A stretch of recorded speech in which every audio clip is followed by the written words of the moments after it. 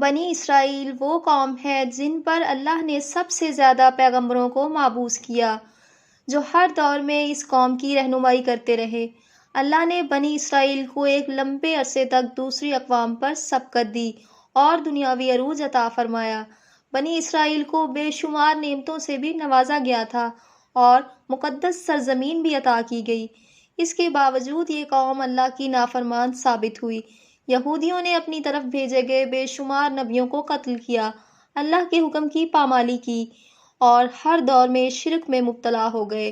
یہ مجرم قوم جب عذاب میں مبتلا ہوتے تو اپنے پیغمبروں اور صالحین پر ایمان لا کر ان کی پیروی شروع کر دیتے، یا جیسے ہی ان سے عذاب ہٹا دیا جاتا تو دوبارہ حق کے منکر بن جاتے، اپنے وعدے سے پھر جایا کرتے تھے۔ قرآن پاک میں بنی اسرائیل کی نافرمانی کے بارے میں بہت سے واقعات کا ذکر ہے، جن میں ایک قابل ذکر واقعہ سامری جادوگر کا واقعہ ہے، جس نے بنی اسرائیل کو بھڑکا کر انہیں ایک بچڑے کی پوجا میں لگا دیا تھا۔ روایتوں کے مطابق سامری کا اصل نام موسیٰ ابن ظفر تھا۔ سامری جس سال پیدا ہوا تھا اس سال فرعون نے سارے بچوں کو قتل کرنے کا حکم جاری کر دیا تھا۔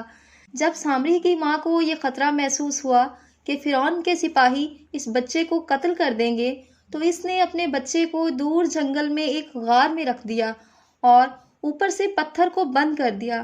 اللہ تعالیٰ نے حضرت جبرائیل علیہ السلام کو اس بچے کی حفاظت اور خوراک دینے کے کام پر معمول کر دیا، لہٰذا حضرت جبرائیل علیہ السلام اس غار میں آتے اور اپنی انگلی سے اس بچے کو دودھ اور شہد چٹاتے۔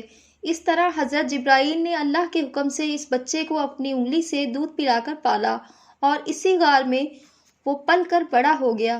اس کا نام بھی موسیٰ تھا اور حضرت موسیٰ علیہ السلام کا نام بھی موسیٰ تھا۔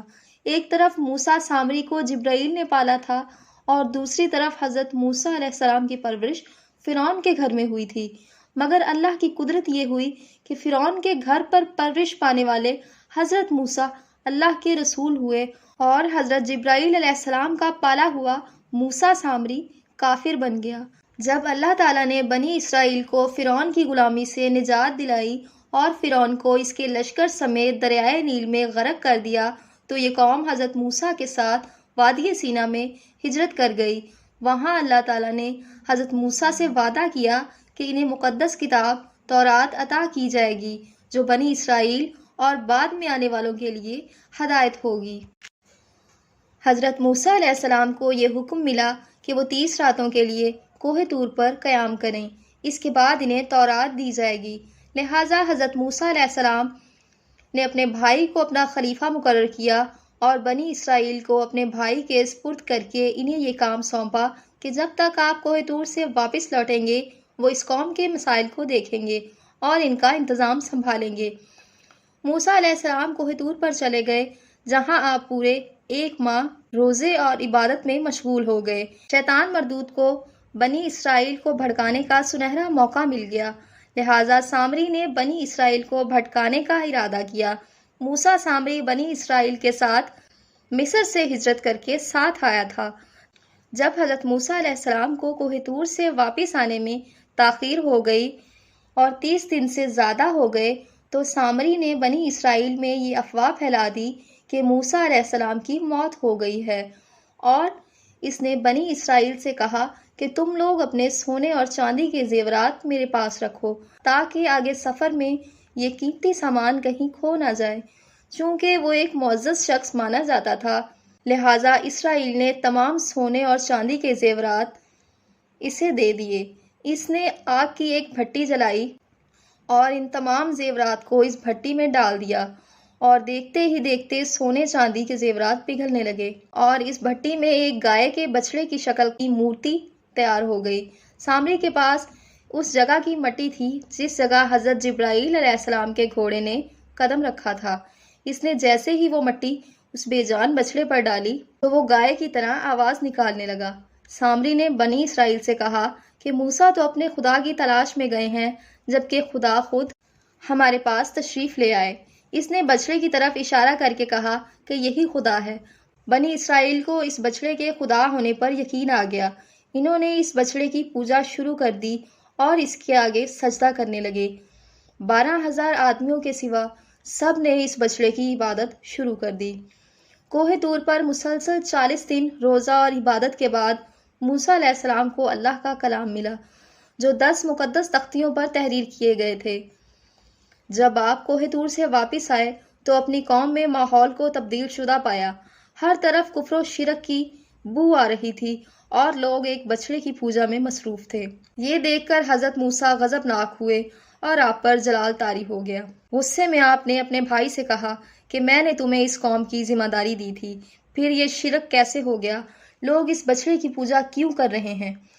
حضرت ہارون علیہ السلام نے کہا، اے میرے بھائی، مجھ پر ملامت نہ کرو، اس قوم نے میری بات نہ مانی اور مجھے کمزور کر دیا۔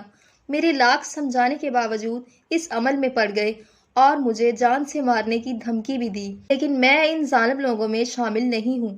لہٰذا حضرت موسیٰ علیہ السلام نے اللہ سے اپنے بھائی کی بخشش کی دعا فرمائی۔ بنی اسرائیل نے جب حضرت موسیٰ علیہ السلام کو دیکھا تو وہ بہت شرمندہ ہوئے اور اپنے شرکیہ عمل پر ملامت کرنے لگے۔ موسیٰ علیہ السلام نے سامری سے پوچھا کہ تم نے اس قوم کو باطل معبود کے پیچھے کیوں لگا دیا؟ تو سامری نے کہا کہ میرے نفس نے مجھے اس کام کے لیے مجبور کیا تھا اور یہ میری فریب کاری تھی۔ حضرت موسیٰ علیہ السلام نے اس بچڑے کو جلا کر راکھ کر دیا اور اس کے ٹکڑے ٹکڑے کر کے سمندر میں بہا دیے۔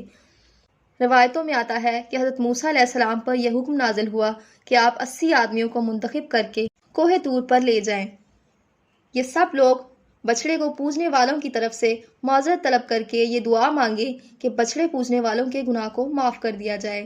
لہٰذا موسیٰ علیہ السلام نے چن چن کر اچھے اور صالح آدمیوں کو ساتھ لیا اور کوہ طور پر تشریف لے گئے۔ جب لوگ وہاں معافی طلب کرنے لگے تو اللہ تعالیٰ کی طرف سے آواز آئی، اے بنی اسرائیل، میں ہی خدا ہوں، میرے سوا کوئی معبود نہیں۔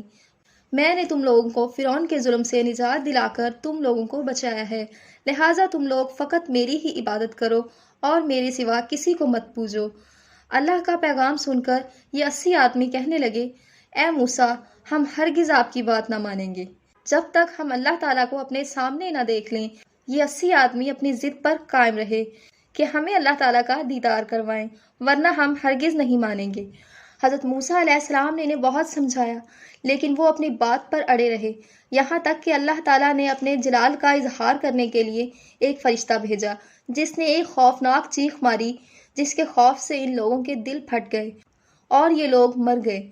حضرت موسیٰ علیہ السلام نے اللہ سے ان کے دوبارہ زندہ ہونے کی دعا مانگی تو یہ لوگ دوبارہ زندہ ہو گئے اور اللہ پر ایمان لے آئے، اور اللہ کے حکم سے حضرت موسیٰ علیہ السلام نے سامری کو بنی اسرائیل سے نکال دیا اور کسی کو بھی یہ حق نہیں دیا کہ اس سے رابطہ رکھے۔